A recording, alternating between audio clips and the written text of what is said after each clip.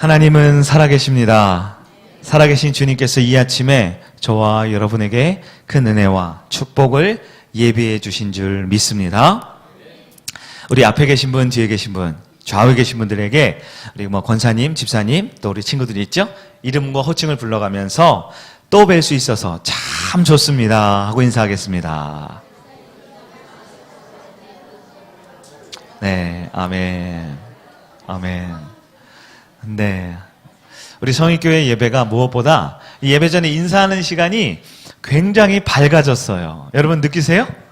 전에는 시키니까 마지못해서 하셨는데 이제는 억지 웃음이 아닌 정말 반가운 주님 안의 한 공동체의 모습을 회복해가는 것이 너무나 감사하고 기쁩니다. 어떤 집주인이 있었습니다. 그 집주인이 먼 여행을 떠날 일이 있었어요. 그러면서 그 집주인의 소중한 아이를 어떤 하인에게 지목하여 맡깁니다. 하인에게 말하죠. 이 아이를 잘 돌봐줘야 한다. 그리고 특히 옷은 매일매일 깨끗하게 단정하게 입혀주도록 하거라. 이렇게 부탁을 했어요. 여행을 떠난 이후 또 시간이 얼마 흘러 주인이 돌아왔습니다. 그리고는 그 하인들을 쫙 불러 모았어요. 그때 주인이 중요한 역할을 맡겼던 그 하인이 주인 앞에 찾아와서 말합니다. 주인님, 잘 다녀오셨습니까?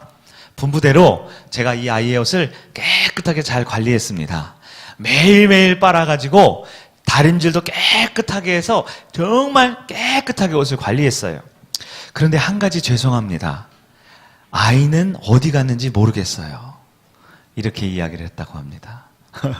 여러분, 우리의 신앙생활에도 이러한 모습이 있을 수 있어요. 우리 신앙에 가장 중요한 것이 우리의 영혼이고 우리의 믿음인데요. 우리가 주님이 주시는 그 은혜로부터 멀어지면 이 신앙의 가장 본질이 되는 것을 자꾸 놓칠 때가 있습니다. 그리고 내 영혼을 돌보고 보살피는 것이 아니라 오직 육의 일, 이 세상의 일에만 관심을 갖게 되는 거예요. 하나님 앞에 나온 성도들이 뭐라고 할까요? 하나님, 저는 이번 한 주간도 정말 열심히 살았습니다. 주신 직장에, 가정에서 돈도 열심히 벌고 가족도 열심히 돌보고 애들도 잘 키우면서 잘 살았습니다. 그런데 한 가지, 제 영혼은 어디가 있는지 잘 모르겠습니다. 혹시 이러한 마음으로 주님 앞에 나오지 않았습니까? 신앙생활이라는 것이 무엇일까요? 신앙은 하나님 앞에서 나를 주장하는 것이 아닙니다. 하나님 앞에서 내 모습이 어떠했고 내가 어떠한 생각을 가지고 있음을 주님 앞에 드러내는 것이 신앙이 아닙니다. 신앙이란 하나님의 관점을 받아들이는 것입니다. 하나님의 말씀대로 그의 생각을 내가 영접하고 받아들이는 것입니다. 그래서 하나님 중심이 되는 삶, 그것이 신앙생활의 본질인 것입니다. 우리의 삶에 하나님이 주신 것이 무엇일까요? 하나님은 저와 여러분에게 하나님을 사랑하고 내 이웃을 사랑하라 라고 말씀을 하셨습니다. 우리가 하나님을 사랑하고 이웃을 사랑하기 위해 가장 중요한 것은 내 영혼을 잘 관리하는 것입니다. 내 영혼을 잘 돌보는 것입니다. 우리가 하나님 앞에 이제 주일부터 시작한 이번 한 주를 살아갈 때에 그 무엇보다 내 영혼에 관심을 갖고 그 영혼을 잘 관리하고 돌볼 수 있는 저와 여러분의 한 주 되기를 주님의 이름으로 축복합니다. 우리 다시 한번 인사할까요? 앞뒤 좌우에 계신 분들에게 당신의 영혼을 위하여 기도하겠습니다. 이렇게 인사 한번 해보겠습니다. 아멘. 여러분 기도하겠습니다 하셨으면 기도하셔야죠. 정말 기도하실 거예요? 손가락 걸고 한번 약속하세요. 서로서로. 한 번 더 인사합니다. 꼭 기도하겠습니다. 네. 네. 손가락은 거셔도 돼요. 남녀끼리도. 네. 아멘. 오늘은 우리가 다니엘 세 번째 시간입니다. 오늘 말씀은 기도는 감사하는 것이다. 기도는 감사하는 것이다. 라는 제목의 말씀으로 하나님의 은혜를 전하겠습니다. 다리오 왕의 신뢰 속에 이 다니엘은 이 세 번의 왕조에 걸쳐서 여전히 국무총리를 하고 있어요. 국무총리도 그냥 국무총리가 아니죠. 수석 국무총리의 자리를 잘 지키고 있습니다. 120명의 도지사가 있었어요. 그리고 다른 2명의 총리들이 있습니다. 그럼에도 불구하고 그들 가운데 가장 높은 자리, 으뜸이 되게 하나님께서 만들어 주셨어요. 하지만 이 120명의 도지사와 2명의 국무총리들은 다니엘을 미워하고 시기하기 시작합니다. 그래서 허물을 찾으려 하고 고소를 하려고 눈에 불을 켜고 찾지요. 그러나 다니엘은 어떤 사람입니까? 그의 영이 어땠어요? 그의 영이 민첩하게 하나님을 향해 나아갔습니다. 그의 기도의 삶은 충성되어 꾸준히 하나님 앞에 나아가는 사람이었습니다. 그래서 변함없이 그 제국의 왕 다음에 1인자의 자리를 지키게 만들어 주셨습니다. 그런데 오늘 본문에 따르면 6절부터 10절까지 우리가 읽었죠. 오늘 본문에 따르면 이 122명의 나머지 신하들이 이제 대대적으로 계략을 세워서 다니엘을 쫓아내려고, 다니엘을 죽이기 위한 계략을 세웠습니다. 그 내용이 무엇입니까? 왕에게 가서 왕이시여 만수무강하옵소서, 왕에게 절을 한 다음에 30일 동안 이 제국 그 누구도 30일 동안 왕 외에 다른 존재에게 구하면, 즉 기도하면 어떻게 된다고 그랬어요? 사자굴에 들어가는 금령을 세웁시다. 그리고 거기에 도장을 찍어달라고 왕에게 말을 하는 거예요. 여러분, 다리오는 전에 몇 번 말씀드렸지만 이 정통적으로 이 왕위 계승을 된 것이 아니라 군인 출신이라고 말씀을 드렸죠. 이 장군 출신입니다. 장군 출신, 군인 출신 다리오 왕은 싸움을 잘했어요. 전투를 잘하고 전쟁에서 승리했습니다. 그런데 뭘 잘 몰랐냐? 정치를 잘 모르는 사람이에요.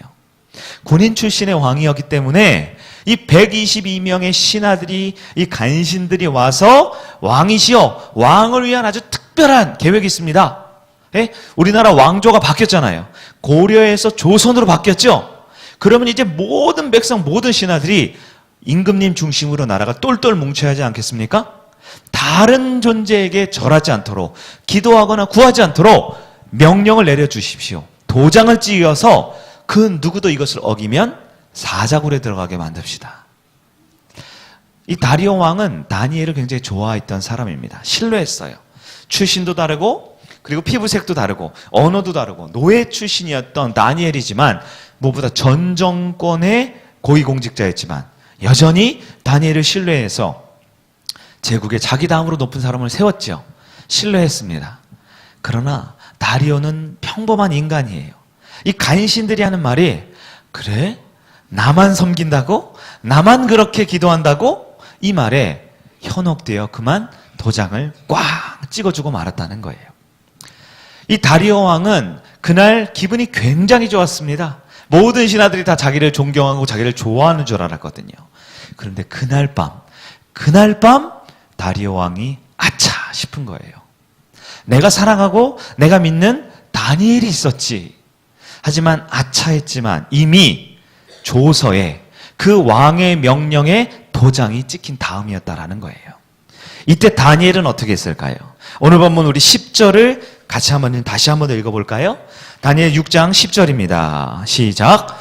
다니엘이 이 조서에 왕의 도장이 찍힌 것을 알고도 자기 집에 돌아가서는 윗방에 올라가 예루살렘으로 향한 창문을 열고 전에 하던 대로 하루 3번씩 무릎을 꿇고 기도하며 그의 하나님께 감사하였더라. 아멘. 다니엘이 어떻게 했습니까? 알고도 기도했대요. 모르고 기도한 게 아니에요. 알고도 기도한 거예요. 뭘 알았어요? 기도하면 죽는다. 기도하면 사자굴에 들어간다. 왕의 명령, 아니 왕의 도장까지 찍힌 금령이다. 알고도 기도했습니다. 그런데 알고도 한 그 기도의 내용이 무엇이었습니까? 그 기도의 내용은 다름 아닌 감사의 기도를 했다라는 거예요. 감사. 여러분, 어떻게 자기가 죽을 것을 알고 이제 오늘 기도하면 바로 사자굴 들어갈 것을 알고도 감사가 나올 수 있었을까요? 여러분, 성경 말씀이지만 우리가 이해가 안 되는 것 참 많지요. 여러분, 다니엘은 어떤 사람이었습니까? 그는 아무리 바빠도 아무리 급해도 오늘 10절을 보면 전에 하던 대로 늘 습관적으로 예루살렘을 향하여 창문을 열고 하루에 몇 번씩 기도했다고요? 3번씩 기도하는 사람이었습니다. 그는 비가 오나 눈이 오나 늘 예루살렘을 향하여, 여러분 예루살렘을 향해 창문 열었다 무슨 뜻일까요? 하나님을 향해 창문, 믿음을 열어 늘 기도하는 사람이었다라는 거예요. 그런데 지금은 보통 상황이 아닙니다.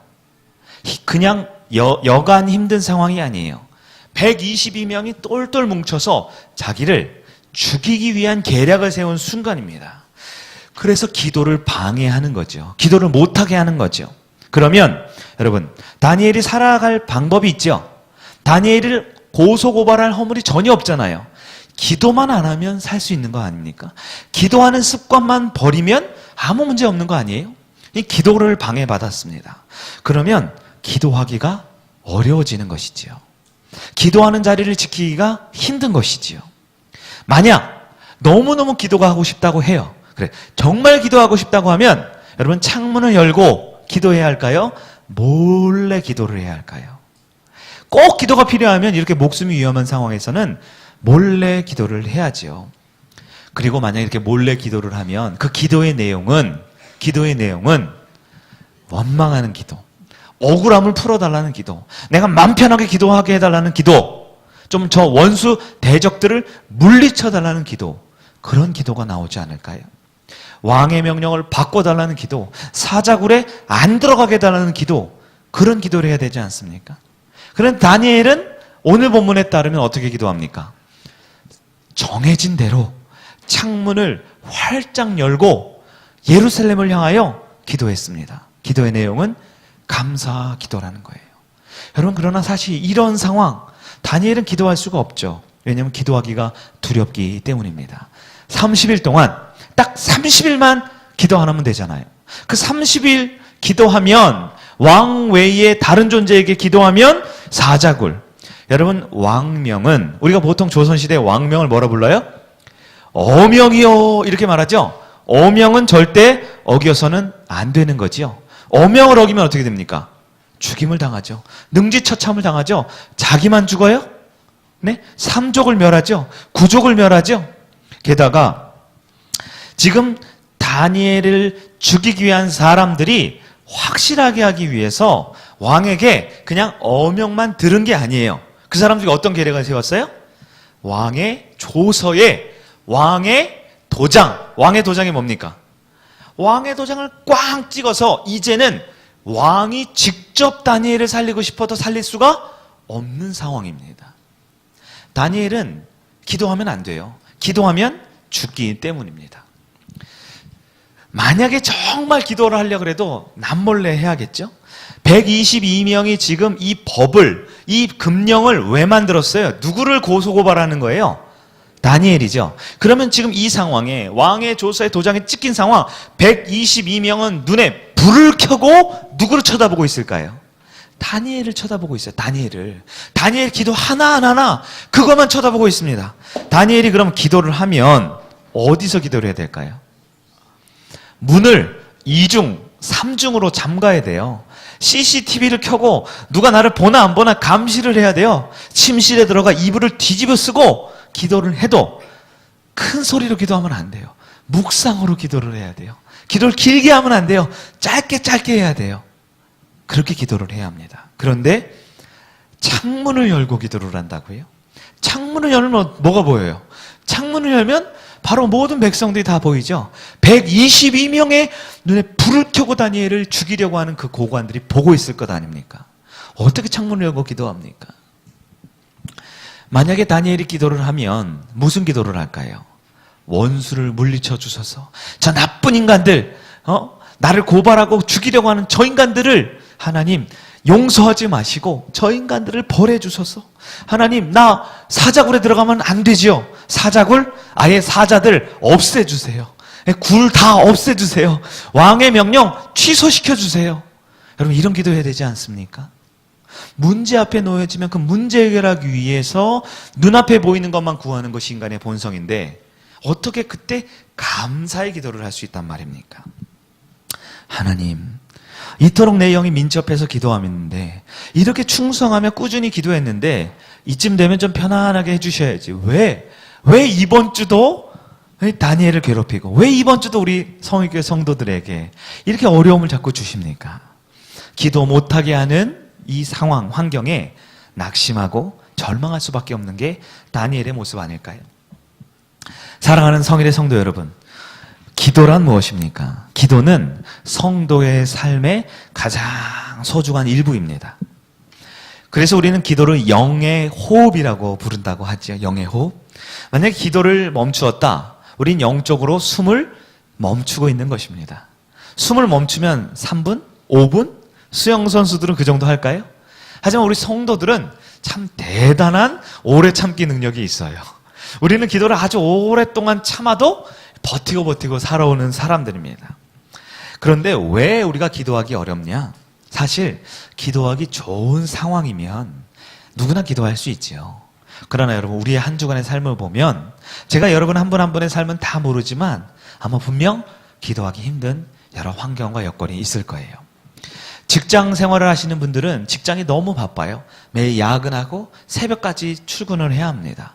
가정에 있는 분들도 마찬가지죠. 남편을 돌보고 아이들 돌보고 또한 쉴 새 없이 빨래하고 밥하고 청소하고, 빨래하고 밥하고 청소하고, 이제 쉴만 하면 또 빨래하고 밥하고 청소하고. 우리는 너무 바쁩니다. 너무 바쁘면 육신이 피곤하여 기도하기가 너무 어려운 환경이 되지요. 때로 어떤 분들은 기도하고 싶지만 가족들이 반대하는 분들이 있을 수 있어요. 기도의 자리에 나오고 싶지만 주일에만 가면 되지 평일에까지 가려고 그래. 기도를 반대하는 가족들이 있습니다. 무엇보다 가장 우리가 기도 못하게 하는 것은 기도할 마음이 잘 생기지 않는 거죠. 우리 믿음이. 아까 우리가 서론에 제가 예화로 드렸던 말씀처럼, 옷은 열심히 빨고 열심히 다니는 건 알겠지만 정말 그 영혼의 아이를, 가장 소중한 것을 우리가 놓칠 때 이 기도할 마음이 잘 생기지 않습니다. 그러면 기도하기가 두려워집니다. 기도하는 것이 몰래 기도해야 되는데 이게 부담이 되지요. 그리고 감사하는 것은 더더욱 힘들어지는 것이 우리의 삶의 실제적인 모습들입니다. 그러나 여러분, 하나님을 향한 뜨거운 사랑이, 그 뜨거운 사랑이 식을 때 나타나는 첫 번째 현상이 바로 기도의 자리가 없어지는 것입니다.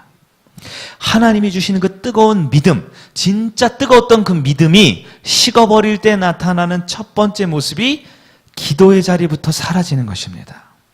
여러분, 우리는 바쁠 때, 몸이 힘들 때, 너무 분주할 때 내 믿음의 진실이 드러나는 거예요. 인생의 위기가 닥쳐오고 내 삶의 어려운 순간이 찾아올 때 내 믿음의 그 밑바닥이 드러나게 됩니다. 괴로운 마음이 있고, 가정에 불화가 있고, 직장에 어려움이 있을 때 그 위기의 상황, 내 믿음의 본질이 드러나게 되어 있어요. 여러분, 그때 바로 그 순간 여러분 기도하고 있습니까? 여러분, 그 순간 여러분의 입술에 감사하는 마음이 있으십니까? 그것이 진짜 내 모습입니다. 그 어려운 순간, 그 위기의 순간, 그 고통의 순간, 그 마음이 무너져 하나님 앞에 나오는 것조차 힘든 그 순간, 그게 진짜 내 영성의 속살이에요. 여러분, 이 시간 이 다니엘의 오늘 세 번째 말씀을 통해 내 진짜 믿음이 무엇인지 한번 스스로 한번 점검해 보기를 원합니다. 내 믿음의 속살은 과연 어떠한 모습인가 정확하게 진단하고 하나님 앞에 해결을 받는 여러분 되기를 바랍니다. 사람들은 힘들 때 감사할 수 없습니다. 여러분, 감사는 언제 나올까요? 감사는 어떤 일을 성취할 때 감사할 수 있지요. 일이 잘 풀릴 때 감사하는 것이죠. 내가 원하는 것을 얻었을 때, 그때 감사가 나올 수 있습니다. 하지만 사람들은 그럴 때도 감사를 못해요. 왜 그럴까? 왜 감사가 못할까? 바로 하나님을 볼 수 없기 때문입니다. 하나님을 만나지 못하면 내 인생에 사람들이 그렇게 축하하고 소위 대박이 나도 그의 입술에는 감사가 아니라 더라는 말밖에 나오지 않아요. 하나님을 만나지 못하고 하나님을 보지 못하면 오직 나밖에 입술에 담아내지 못하는 것입니다. 하지만 하나님께서는 사람이나 환경을 보고 감사하냐 못하냐, 감사의 유무를 우리에게 결정해 주지 않아요. 하나님은 우리 인생의 가장 어려운 최악의 순간, 사랑하는 자녀들에게는 하나님을 보여주십니다. 기도는 환경에 의해서, 사람에 의해서, 어려움 때문에 하고 안 하고가 아니라 바로 하나님 바라볼 때 감사가 나오기 시작하는 것이 기도의 본질이라는 것입니다. 여러분, 존 폭스라는 사람이 쓴 순교자들이라는 책이 있어요. 그 책을 보면 예수님 당시부터 최근까지 수천 명의 사람들의 순교의 기록이 기록되어 있습니다. 그 책을 보면요, 사람들이 목숨을 잃는 여러 가지 모습들이 있어요. 사람이 죽임을 당합니다. 정말 비극적이고 끔찍한 죽음의 기록들이 쭉 이어져요. 그런데 그 책을 본 모든 사람의 공통적인 의견이 뭔지 아세요? 그 마음에 기쁨과 소망이 있습니다. 왜 그럴까요? 순교했던, 역사상 주를 위해 순교했던 모든 사람들은 순교할 때 고통과 절망이 아닌 감사의 기도를 올리면서 주님 품으로 안겨드렸기 때문입니다. 우리 조선 땅에 제일 먼저 성경을 가져온 사람이 있어요. 이 대동강변에 이 토마스라는 선교사가 제너럴 셔먼호를 타고 맨 처음 우리나라에 왔죠. 근데 그 대동강에 처음 발을 디딘 토마스는요, 발을 디디자마자 목이 잘리는 참수형을 당했어요. 그때 그 목이 잘리는 참수형 당하는 순간에 토마스 선교사가 무엇이라고 말했는지 아세요? 하나님께 감사의 기도를 올렸습니다. 내가 이 땅을 밟게 해주셔서 감사합니다. 이 성경, 이 한 권을 전해줄 수 있어서 감사합니다. 토마스의 목을 잘랐던 사람이요, 한 손에는 칼을 들고 목을 잘랐고 다른 한 손에는 엉겹결에 토마스 선교사의 성경책을 받아들었어요. 그리고 이 사람이 충격에 빠지지요. 아니, 이 인간은, 이 파란 눈의 코쟁이는 목이 잘리는 순간에서도 어떻게 저렇게 환한 미소와 함께 나에게 이 책을 선물로 줄 수 있을 것인가. 그리고 바로 그 사람이 한국교회 최초의 위대한 장로님이 되었다라는 것입니다. 여러분, 스데반 이야기 아시죠? 사도행전 7장에 스데반은 많은 사람에게 돌로 매질당하여 죽음을 당합니다. 그 순간 스데반의 기도를 하시지요? 하나님 앞에 감사기도하는 모습으로 올라가는 것을 봅니다. 12명의 사도 또한 마찬가지입니다. 한결같이 순교를 당했지만 마지막 순간 하나님 앞에 감사의 기도를 할 수 있는 이유가 무엇일까요? 공통적으로 그 사람들은 하나님을 만나고 있었던 사람들입니다. 그 순간에 하나님을 눈으로 보았던 사람인 거예요.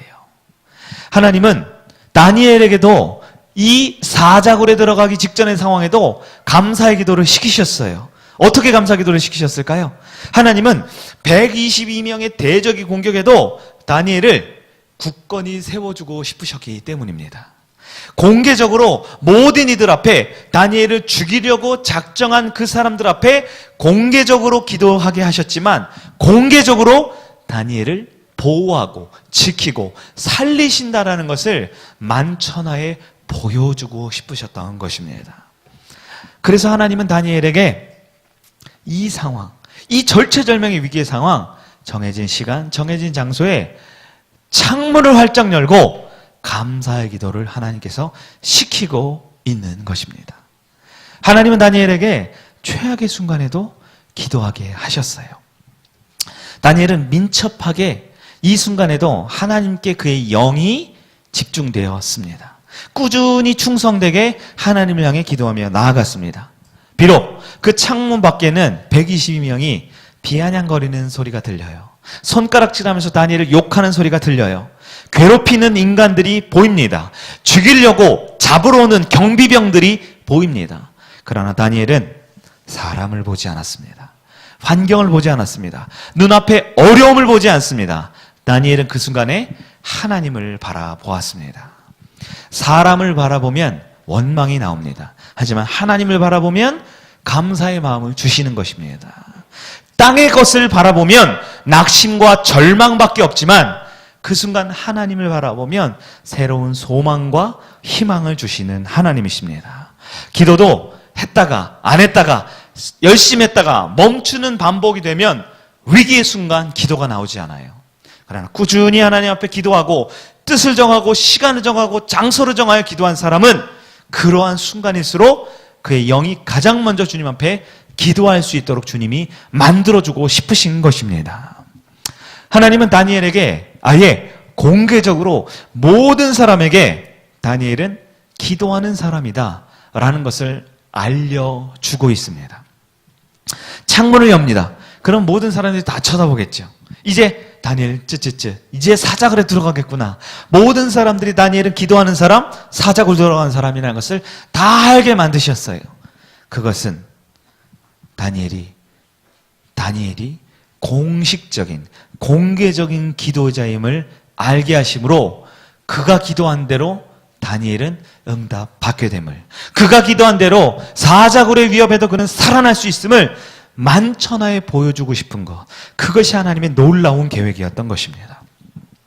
하나님은 이 사건을 통해 이 세상에 있는 어떤 법보다도, 심지어 그 나라의 왕의 법보다도 하나님의 법이 더 크고 완벽한 법임을 알려주고 싶어 하셨습니다.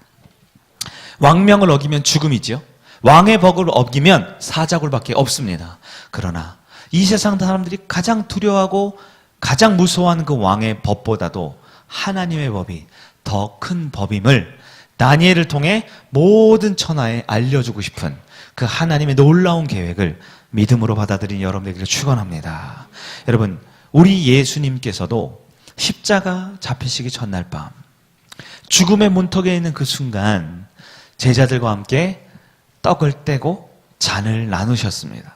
마태복음 우리 성경 한 장 볼까요? 마태복음 26장 26절 27절 말씀 우리 화면에 있습니다. 같이 한번 읽어봅니다. 시작. 저희가 먹을 때에 예수께서 떡을 가지사 축복하시고 떼어 제자들을 주시며 가라사대 받아 먹으라 이것이 내 몸이니라 하시고 또 잔을 가지사 사례하시고 저희에게 주시며 가라사대 너희가 이것을 다 마시라. 아멘. 여러분 성경을 보시면 또 잔을 가지사 감사기도 하시고, 지금 우리가 읽은 건 옛날 성경이네요. 오늘 우리가 읽은 성경을 보면 감사기도 하시고 라고 되어 있어요. 여러분 예수님께서 돌아가시기 전날에 어떻게 감사기도를 할 수 있습니까? 이제 이 최후의 만찬이라고 알려진 사건 직후에 예수님은 잡혀가시는데요. 어떻게 감사기도 할 수 있을까요? 그것은 하나님을 보았기 때문입니다.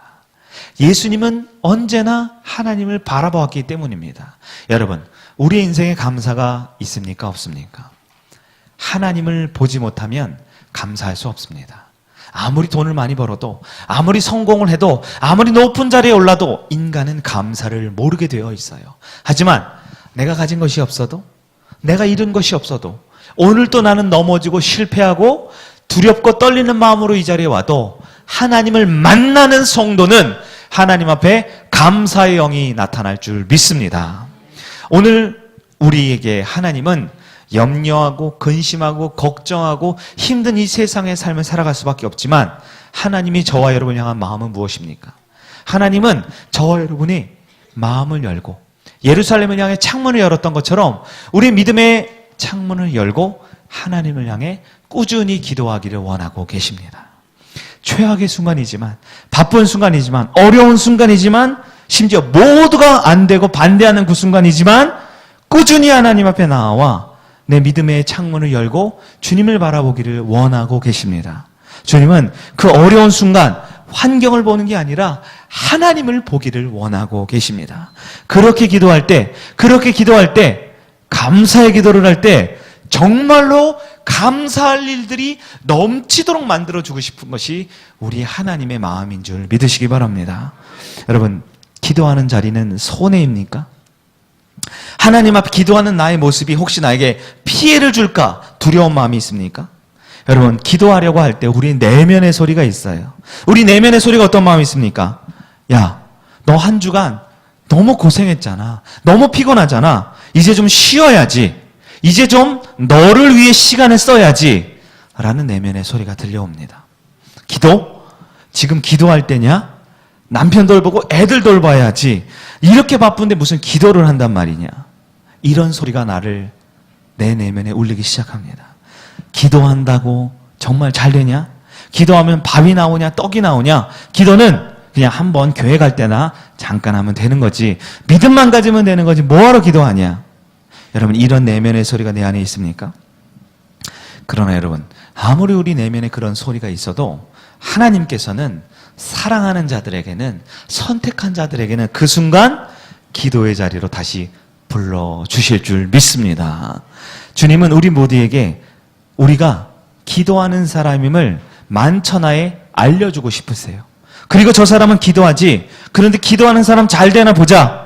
그러나 그 기도하는 사람이 정말 기도했더니 하나님의 축복을 받는 것을 보여주고 싶으신 것이 우리 하나님의 심정입니다. 여러분, 하나님의 자녀는 기도할 수 있습니다. 내 믿음의 시작은 바로 기도의 시작이기 때문입니다. 여러분, 기도란 무엇일까요? 기도는 감사하는 것입니다. 감사가 바로 기도의 시작이에요. 여러분, 감사할 만해서 감사하는 게 아니에요. 감사가 그런 모든 여건과 환경이 다 갖추어져서 감사하는 게 아닙니다. 기도는 하나님을 바라보는 것이기 때문에 감사가 나오게 되어 있는 거예요.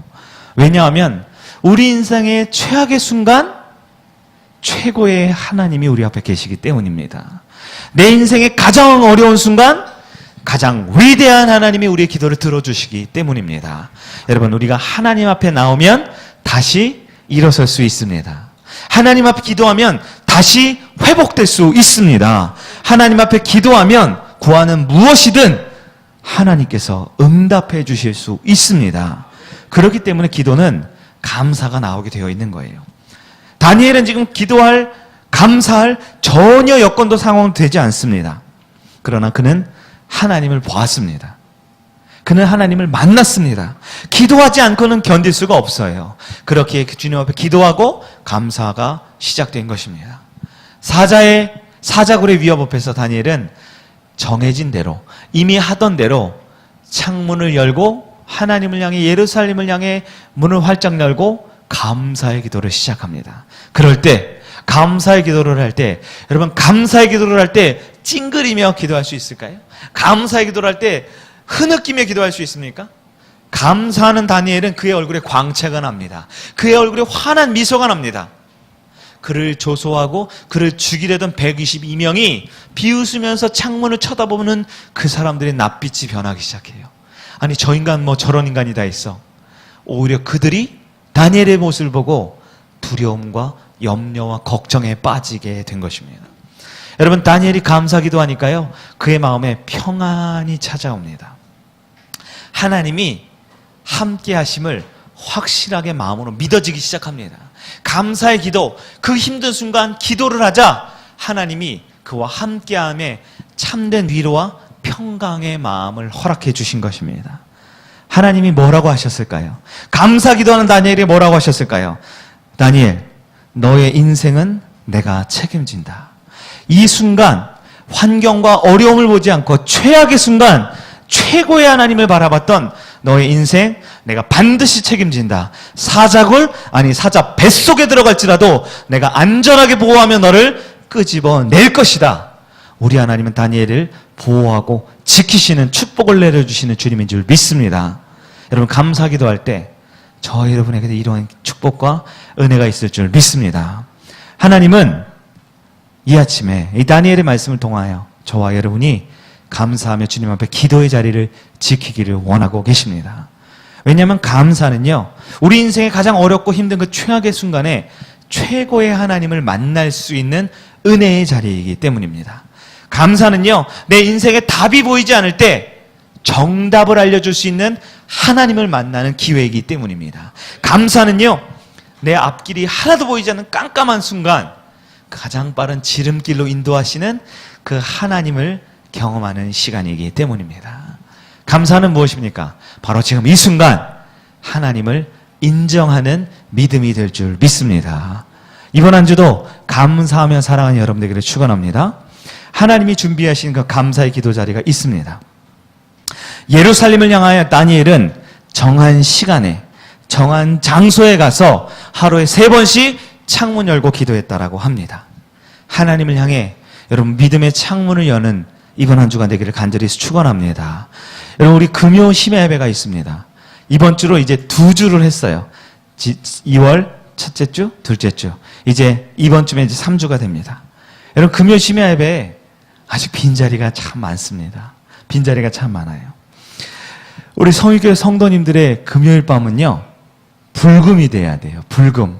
여러분, 세상 사람들은 불금이라고 하죠? 불금이 뭔가요? 불타는 밤이죠? 네, 우리는 성령의 기도에 불타는 밤이 되기를 간절히 바랍니다. 우리 성일교회가 지난 7년, 8년간 이 금요일날 뜨겁게 기도하는 기도의 습관을 잊어버린 분들이 참 많아요. 그러나 여러분, 금요일은 기도하는 밤입니다. 성일교회, 여러분, 지금이 우리 믿음의 가장 밑바닥이 드러날 때입니다. 우리 성일교회 믿음의 가장 속살이 드러날 때입니다. 금요일 밤 주님을 향해 뜨겁게 기도하고 부르짖을 수 있는 우리 모든 성도님 되기를 주님의 이름으로 간절히 축원합니다. 대한민국 교회의 모든 신실한 성도들은요, 이 가나안 성도들 말고요, 나일론 성도들 말고요, 대한민국에 있는 모든 조국교회의 신실한 성도들은 금요일 밤에 기도하는 밤으로 정했습니다. 왜 그럴까요? 목요일도 있고 토요일도 있는데 왜 금요일 밤에 기도할까요? 금요일 날 기도했더니 그들의 인생의 수수께끼가 풀려졌기 때문입니다. 금요일 밤 기도했더니 한국교회가 세계 역사상 가장 부흥하고 성장하는 위대한 하나님의 역사가 나타났기 때문입니다. 금요일 밤 기도했더니 그들의 인생에 역전되는 응답이 많이 있었기 때문입니다. 사랑하는 성육교 성도 여러분, 우리가 다시 기도를 시작해야 할 때입니다. 우리 교회 마가의 다락방과 같은 그 뜨거운 성령의 역사가, 응답의 역사가 이어질 수 있도록 우리 모두 뜻을 정하여 주님을 향해 창문을 열어 기도하며 감사로 나아가는 여러분들에게 주의 이름으로 축원합니다. 말씀을 정리하도록 하겠습니다. 하나님은 이 아침에 저와 여러분에게 말씀하십니다. 사랑하는 아들아, 딸들아, 나는 너희가 그 어려운 순간에, 그 최악의 순간에, 그 사자굴 같은 어려운 순간에 최고의 하나님을 만나기를 원한다. 그래서 우리가 기도할 때 우리 얼굴에 미소와 우리 얼굴에 광채가 나게 해주고 싶으신 거예요. 우리 마음에 기도할 때 평안을 주시고 소망을 주고 싶으십니다. 내가 너와 함께한다.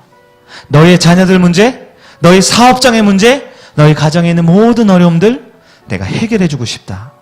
주님이 그 부르심 앞에 기도의 자리로 나올 수 있는 여러분 되기를 축원합니다. 기도는 하나님을 만나기 때문에 감사가 터져 나올 수밖에 없는 것입니다.